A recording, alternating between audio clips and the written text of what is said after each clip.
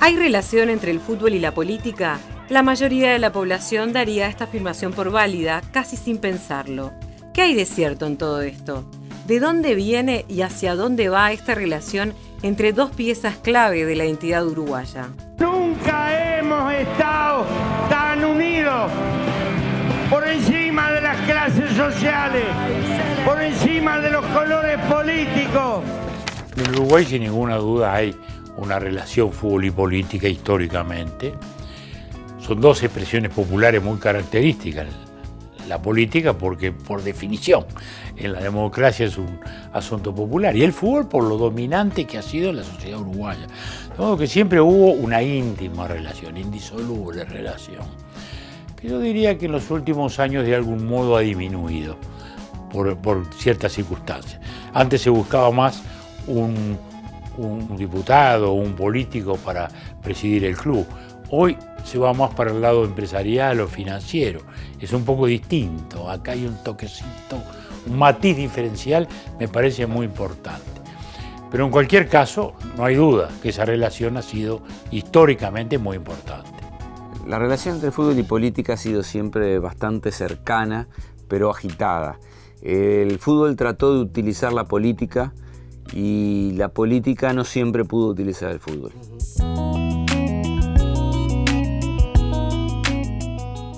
A comienzos del siglo XX, Uruguay era considerado por muchos como un laboratorio social por la ley de 8 horas, las leyes de divorcio y otras innovaciones mayoritariamente vallistas. Pero también fue uno de los primeros países del mundo en experimentar la relación entre el poder político y el fútbol. El vallismo buscaba una ciudadanía nueva, sustentada en los sectores urbanos, abierta a la inmigración y a las novedades del mundo. Los avances en la legislación obrera generaron algo nuevo: el tiempo libre. 8 horas para trabajar, 8 horas para dormir y 8 horas para vivir. Ese era el resumen de esta reivindicación de los sindicatos. Los inmigrantes traían sus sueños, su capacidad de trabajo, su cultura y también sus formas de esparcimiento. Una de ellas fue el fútbol. El diario El Día, fundado en 1886 por José Valle Ordóñez, fue uno de los primeros en tener una sección deportiva, desde la que ayudó a construir el primer imaginario futbolero uruguayo. El dirigente vallista Julio María Sosa, periodista del Día y dirigente de Peñarol, fue un ejemplo del vínculo entre política y fútbol. Su ascenso político estuvo ligado a su prestigio como dirigente. Sin embargo, sus aspiraciones a ser candidato a la presidencia de la República lo llevaron a un enfrentamiento con José Valle Ordóñez, que repercutió en el mundo del fútbol. Todo ello coadyuvó, con otros motivos, en una fractura en la AUF. Peñarol salió de su seno e impulsó la creación de la Federación Uruguaya de Fútbol. Atilio Narancio, dirigente de Nacional y también vallista, pasó a convertirse entonces en uno de los referentes de la AUF, contando con el apoyo de Pepe Valle y de su hijo César Valle Pacheco. En más de un sentido, Narancio capitalizó para el vallismo los éxitos deportivos en los Juegos Olímpicos de 1924.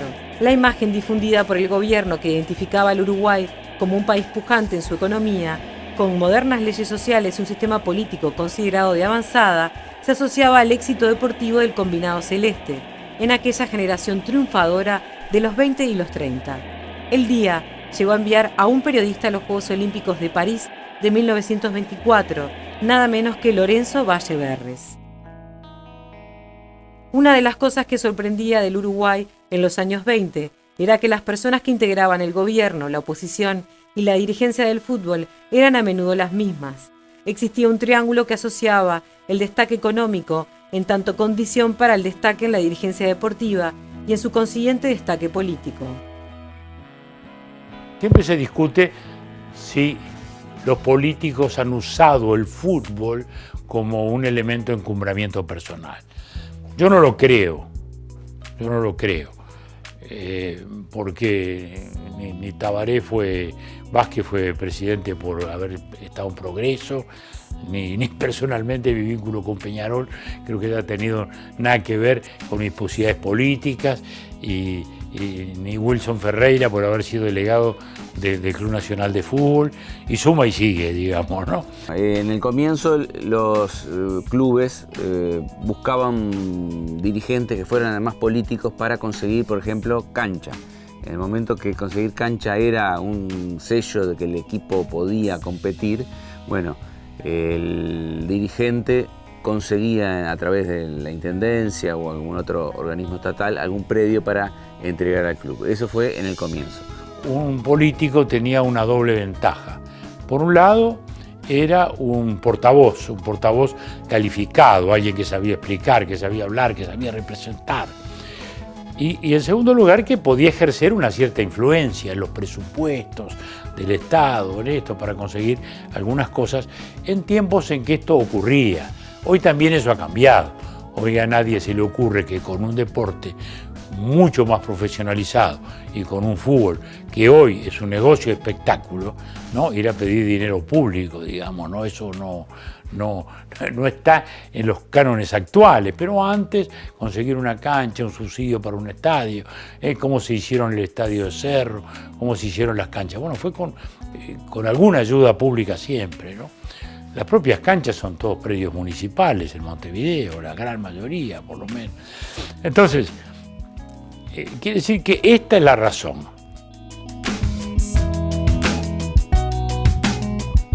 La relación de Colorado con Peñarol y Blanco con Nacional es una de las tradiciones de la relación de fútbol y política. No siempre es así.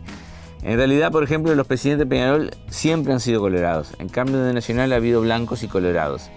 Después, si uno repasa los principales dirigentes del Partido Nacional, hoy o en el pasado generalmente son hincha de Nacional, pero Luis Alberto Herrera, por ejemplo, era hincha de Peñarol. Yo diría que Peñarol en general ha tenido dirigencias de origen colorado, desde siempre. Digamos, nunca hubo un presidente de origen blanco, eso es clarísimo, digamos, y muchos de ellos militantes, ¿no?, con toda su historia, digamos, César Valle, Julio María Sosa, Turturielo, Bucetti, Cataldi, Damiani, todos han sido políticos colorados, ¿no? Nacional no es verdad que sea tan blanco como se dice, porque hubo precedentes históricos, sí, nacionalistas como Delgado, o colorados y vallistas como el doctor Narancio. Yo diría que las dos figuras así emblemáticas de la historia nacional, una fue colorada y otra blanca. En los tiempos más cercanos, Restuccia fue colorado. El presidente actual es colorado también, H. De modo que Nacional no es tan blanco como se dice. Peñarol es un cuadro de inmigrantes, y el Partido Colorado era un partido de inmigrantes, también en Montevideo. El Partido Colorado también tenía un tirón obrero mucho más fuerte. Nacional nace en la universidad, o sea, refiere a otra extracción social y cultural. Y eso marca mucho los orígenes. Hoy eso está más desdibujado, digamos así. Pero no hay duda de que Peñarol es una expresión de algún modo más popular, o si lo decimos un poco más peyorativamente, populachera, cosa que igual asumo con orgullo. La relación de la izquierda con el fútbol hasta hace poco era un poco distante, porque si los clubes necesitaban dirigentes con vinculaciones políticas, no los iban a buscar en la izquierda, que no tenía acceso al gobierno, ¿no? Pero eso ha cambiado a partir de 2005. Vemos dirigentes de izquierda que también son políticos. Bueno, el caso principal es el de Tabaré Vázquez, pero bueno, es un caso especial, ¿no?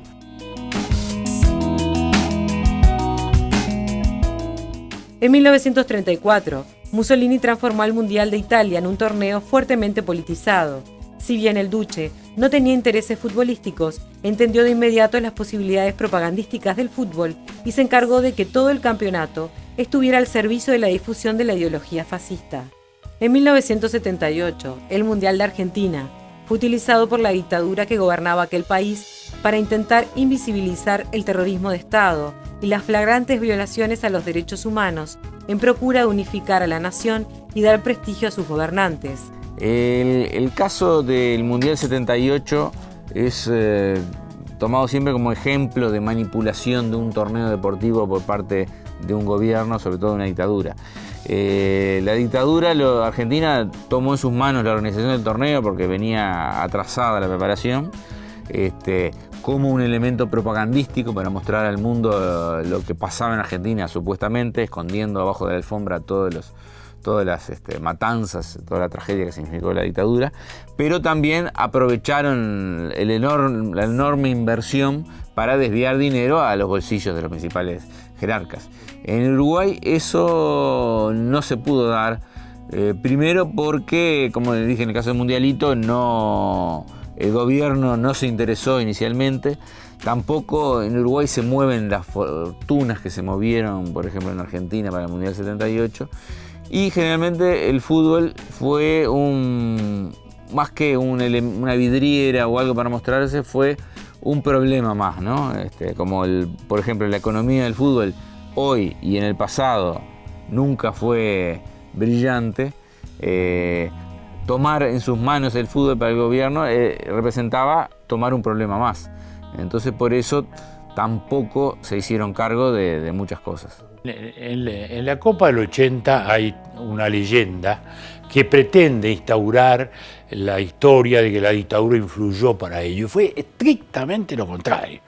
Yo ya lo he contado, ¿no? Esto fue un invento de Cataldi que un día, recuerdo que nos dijo, el Uruguay difícilmente, casi imposible que pueda organizar un mundial en las circunstancias actuales. Los 50 años del Mundial del 30 nos dan una ocasión para poder vender una cierta oficialidad de un torneo en Uruguay. Consiguió los fondos con Berlusconi. Yo es la primera vez que había oído hablar la palabra Berlusconi. Esto lo he contado largamente en detalles. Y así es. La dictadura miró con un enorme recelo, le temía la presencia de tantos periodistas y de todo aquello. Al final, bueno, trataron de explotar un poquito, pero tampoco le fue bien. Y yo diría que desde ese punto de vista, el Mundialito, si algo sirvió, fue para que se cantara o se oyera un poco más fuerte, se va a acabar la dictadura militar. Washington Cataldi fue una figura emblemática del binomio fútbol y política, ícono y presidente de Peñarol durante varios periodos. Llegó a ser coordinador general de la bancada del Partido Colorado en el Parlamento y presidente de la Comisión de Presupuesto, conformada para el primer presupuesto democrático en el año 1985.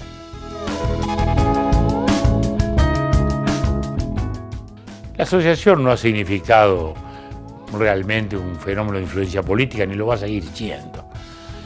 La asociación además paga todos los precios de cualquier gobierno, porque todo lo que sale mal se lo atribuyen, y los méritos siempre van por el club que ganó, por el jugador que se destacó, por el técnico que brilló. Entonces, es un lugar más bien sacrificado, diría yo, que otra cosa. Y a donde se va a disputar, sí, intereses particulares.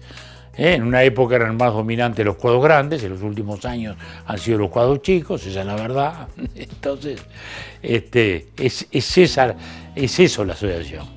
El caso de Batalla como presidente de la AUF es especial porque él quería estar en un cargo ejecutivo y el fútbol le gustaba mucho, por lo cual con muchas ganas de hacer cosas aceptó. Y le tocó estar en uno de los momentos más complicados en la historia del fútbol uruguayo por el enfrentamiento que hubo entre Cubilla, Casal y los jugadores que estaban en Italia. Al final todos los acontecimientos lo sobrepasaron y terminó renunciando, ¿no? Entonces para él terminó siendo una mala experiencia. El veto de Sanguinetti a Tabaré Vázquez para presidir la AUF es un secreto a voces, digamos. Nadie nunca asumió lo vetamos. En todo caso, se manejaron razones del fútbol, es decir, no quisieron a Vázquez, Peñarol y un poco los dirigentes políticos vinculados por las posiciones de Vázquez en la política del fútbol. Esa es la explicación que dan. Pero lo cierto es que Vázquez estuvo 2 veces a punto de ser presidente de la AUF y en algún momento alguien dijo que no. Eso es una leyenda fantasiosa. En ese momento ni siquiera fue un candidato postulado el doctor Vázquez. Son cosas que se dicen y nada más que eso, ¿no? Lo que es verdad sí es que Peñarol y Nacional entonces trataban de mantener una cierta hegemonía que en ese momento estaban perdiendo. En cierta medida, no ser presidente de la AUF, salvo a Vázquez de los contratiempos que siempre depara el fútbol para el que ocupa ese cargo, no alcanza con ver lo que le pasó a Bauzá recientemente, y al mismo tiempo acrecentó su legajo de enfrentamiento con los partidos tradicionales, ¿no?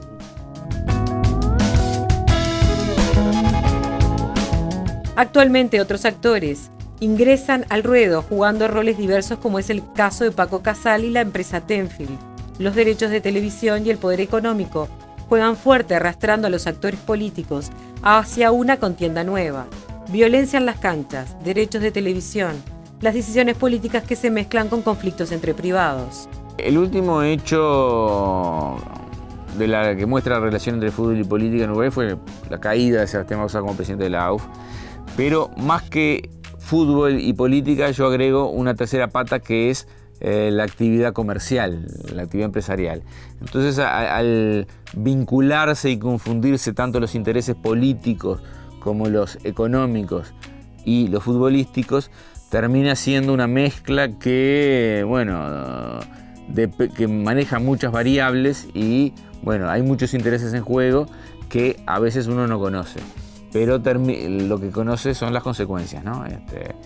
La renuncia de un presidente que tenía una amplia aprobación por parte de la gente del fútbol y había resultado bastante exitoso en el deportivo también. Que aparece el delantero centro Míguez y consigue el empate. Para Morales, entra el puntero, encara el arquero, la toca al medio, Venancio. ¡Gol! Cáceres jugó con Lodeiro, habilitó a Suárez, va al empate.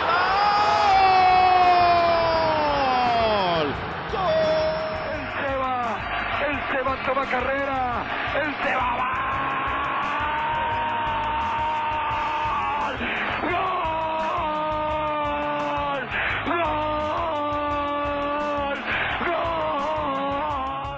¿Quién se anima a decir hoy que no hay relación entre política y fútbol? Quizás alguien que no sabe nada, o tal vez sabe demasiado.